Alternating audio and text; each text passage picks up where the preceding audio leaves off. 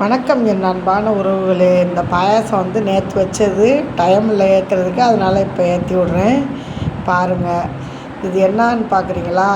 ஏலக்காய் பால் கொதிச்சுக்கிட்டு இருக்கு. வெள்ளைக்கட்டி போட்டு பாயாசம். இப்போ வெள்ளைக்கட்டி நுணுக்கி வச்சுருக்கோமா, அதை போட்டுக்கிடுவோம். இது கரைஞ்சி கொஞ்சோண்டு சுவைக்காக உப்பும் சேர்த்துக்கிடுவோம். அப்படியே கரையட்டும். சேவரட் சேமியா தான் நான் எடுத்திருக்கேன். ஒரு பாக்கெட் சேவரட் சேமியா.